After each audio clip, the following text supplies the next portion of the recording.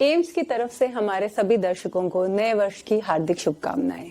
आज हमारे साथ चर्चा के लिए डॉक्टर नितिन हैं, जो कि एम्स जम्मू में एसोसिएट प्रोफेसर डिपार्टमेंट ऑफ ऑप्थेमोलॉजी में हैं। सर, आज 4 जनवरी को हम ब्रेल डे मना रहे हैं। सर, क्या है ये ब्रेल डे? पहले तो thank you for having me और सभी सुनने वालों को मेरी तरफ से नए साल की हार्दिक शुभकामनाएं। तो नए साल शुरू होते ही हमारे लिए एक इम्पॉर्टेंट डे है जो कि 4th ऑफ जनवरी है। तो इसको 4th ऑफ जनवरी को पूरे दुनिया में एज वर्ल्ड ब्रेल डे मनाया जाता है। जो पहली बारी ब्रेल डे मनाया गया था वो 2019 में मनाया गया था और उसके बाद से यूनाइटेड नेशंस और वर्ल्ड हेल्थ ऑर्गेनाइजेशन ने ये डिसाइड किया था कि हर साल हम 4 जनवरी को ब्रेल डे मनाएंगे।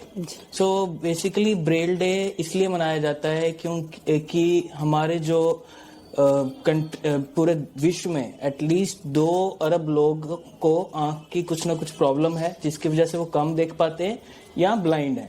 ये अमाउंट करता है कि ऑलमोस्ट 1/4 जो वर्ल्ड की पॉपुलेशन है उसको आंखों की कुछ ना कुछ प्रॉब्लम है, जो कई बार अनएड्रेस रह जाती है, लोग उसकी तरफ ध्यान नहीं देते हैं। तो इसकी वजह से क्या होता है कि जिन लोगों को कम दिखता है वो हमेशा एक मार्जिनलाइज ग्रुप की तरह रहते हैं। उनमें पॉवर्टी ज्यादा होती है, उनके पास अपना जीवन यापन करने के लिए कम रिसोर्सेज होते हैं, उनमें लिटरेसी रेट भी देखा गया है कि कम है और उनमें जो उनका शोषण भी ज्यादा होता है।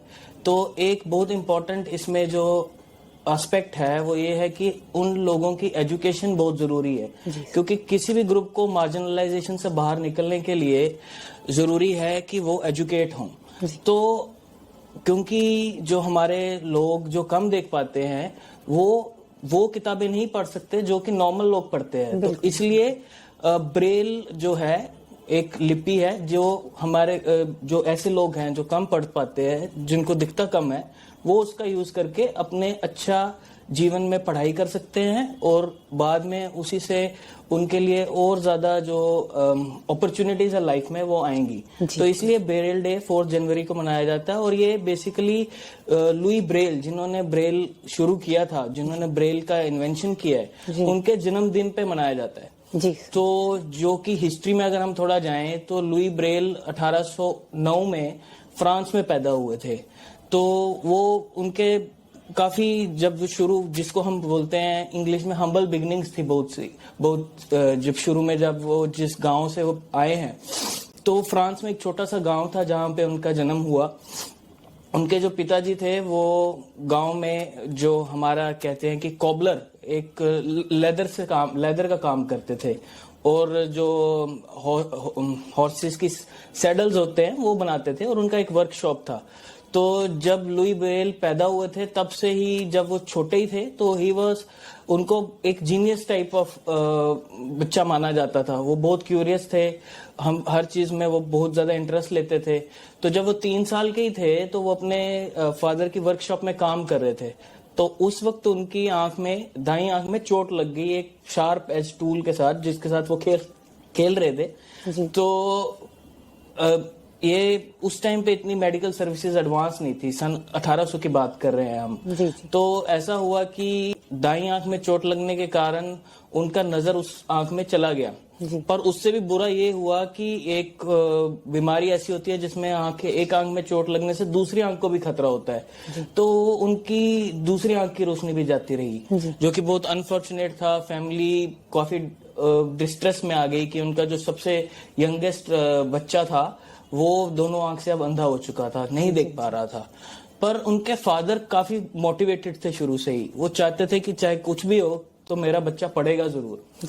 तो उन्होंने, जब वो 5 साल का ही था लुई ब्रेल, तो उन्होंने जो लकड़ी होती है उसके ऊपर कील ठोक देते थे और उससे वर्ड्स बनाते थे। और लुई ब्रेल जो था उसको अपने उंगली से फील करके वो पढ़ता था। तो वो काफी इंटरेस्टेड था पढ़ने में अपने बचपन से ही, और जो अंधापन था उसको उन्होंने एक रुकावट की तरह नहीं देखा।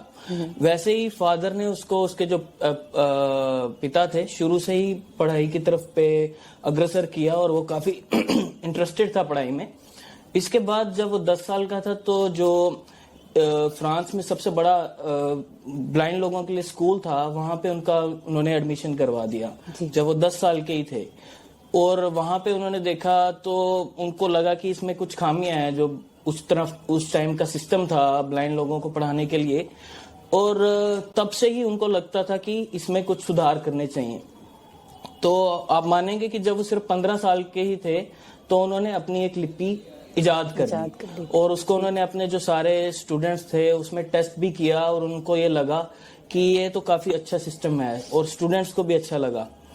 ऑल्दो जो हायर अथॉरिटीज थे उस टाइम पे फ्रांस गवर्नमेंट के और स्कूल के भी, उन्होंने उसको इतना ज्यादा तवज्जो नहीं दिया, बट ओवर द टाइम बहुत देखने के बाद, इवन ये कह सकते हैं कि उनकी मृत्यु के बाद लोगों ने ये रियलाइज किया कि ये सिस्टम बहुत ही अच्छा है, और इससे जो भी हमारे लोग जो कम देख पाते हैं वो अपने जीवन को अच्छी तरह व्यतीत कर सकते हैं अगर वो उससे एजुकेशन ले लें।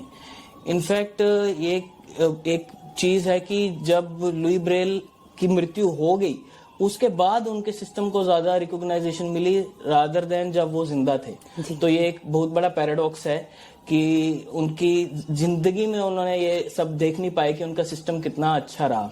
जी sir, thank you so much sir.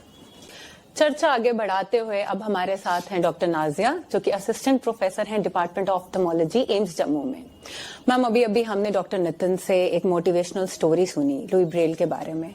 Ma'am, ये ब्रेल एक्चुअली में क्या लिपि है, कहाँ इसका सिग्निफिकेंस है, और आज के कोविड-19 के दौर में ये जो हमारे विजुअली इम्पेयर्ड दोस्त हैं इनकी क्या हेल्प हो सकती है? देखिए, जैसे डॉक्टर नितिन ने बताया ब्रेल के बारे में, ब्रेल एक ऐसा सिस्टम है जिसमें कुछ डॉट्स होते हैं जो कि विजुअली इम्पेयर्ड, मतलब जिनको कम दिखाई देता है, और जो अंधे लोग होते हैं उनके लिए बनाया गया है। उसमें 6 डॉट्स होते हैं। वो जो लोग होते हैं, जैसे अंधे लोग और विजुअली इम्पेयर्ड लोग होते हैं, वो उस फिंगर की टिप से टच करके उनको रीड करते हैं। और इसके साथ साथ सिर्फ रीड नहीं करते हैं, वो बहुत सारी चीजें भी लर्न कर सकते हैं, जैसे मैथमेटिक्स हो गया, साइंस हो गया, म्यूजिक हो गया। और ये कोई पर्टिकुलरली लैंग्वेज नहीं है, इसमें मतलब कोई ग्रामर नहीं है, कुछ नहीं है। सिर्फ पेशेंट इसे राइट कर सकता है, रीड कर सकता है। जैसे बाकी लोग अपनी जिंदगी गुजारते हैं वैसे वो भी अपनी नॉर्मल लाइफ गुजार सकते हैं।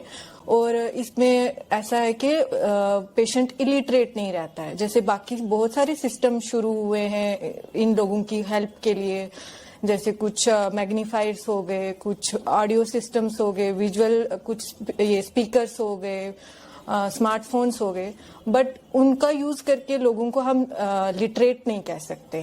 इसको यूज करके लोग लिटरेसी रेट बढ़ जाता है इन लोगों का, और ये इक्वल लाइफ मतलब लाइफ गुजार सकते हैं जैसे नॉर्मल बाकी लोग गुजारते हैं। इसमें क्या होता है कि 6 जो डॉट्स होते हैं वो थोड़े रेज्ड होते हैं, और इनके बीच में जो स्पेस होती है वो नॉर्मल लेवल की होती है, और पेशेंट फील करता है उन डॉट्स को, और उन डॉट्स को एक डेजिग्नेशन दी जाती है लेटर्स की, और जो वर्ड्स होते हैं, नंबरिंग होती है, उनका डेजिग्नेशन होता है।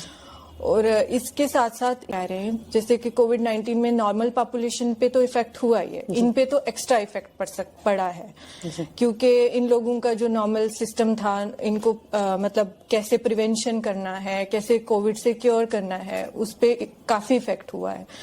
तो इसी को मद्देनजर रखते हुए एक जो यूनाइटेड नेशन प्रोग्राम था, उन्होंने 4050 ब्रेल सिस्टम के प्रोग्राम स्टार्ट किए थे कोविड-19 की प्रिवेंशन और अवेयरनेस के लिए। तो उससे इनको काफी हेल्प मिला कोविड-19 की प्रिवेंशन और अवेयरनेस के लिए। सिग्निफिकेंस का इसका यही है कि पेशेंट जो है नॉर्मल लाइफ अपनी गुजार सकता है, बाकी लोगों की तरह जॉब कर सकता है, कोई इनइक्वालिटी नहीं रहती है। और दूसरा ये है कि जो 2030 का यूनेस्को का टारगेट था, उसमें ये था कि it should be a fundamental right of every person. This Braille system जो है ये सबका फंडामेंटल राइट होना चाहिए। और इसके अलावा जो है फर्दर इम्प्लीमेंट हम अपने इसमें भी कर सकते हैं। हमारे इंडिया में जो है ये भी इंडिया में भी है मौजूद कुछ जगहों पे, जैसे कि देहरादून में इसका काफी बड़ा सिस्टम और वो शुरू हुआ है वहां पे, और हम भी चाहेंगे कि हमारे एम्स में भी इसका कुछ ऐसा सिस्टम शुरू किया जाए कि हम इन लोगों की मदद कर सकें। और एज आई डॉक्टर जो है, हम लोगों को अपॉर्चुनिटी होती है, हम लोगों के साथ पेशेंट्स का ट्रस्ट होता है, हम उनको गाइड कर सकते हैं, हम उनकी हेल्प कर सकते हैं इसके रिलेटेड, इनको बता के, ताकि जो विजुअली इम्पेयर्ड हैं, जो ब्लाइंड लोग हैं, उनकी हेल्प हो सके ये ब्रेल सिस्टम से। जी मैम, बहुत बहुत शुक्रिया ma'am, thank you so much हमारे साथ इस चर्चा का भाग बनने के लिए। थैंक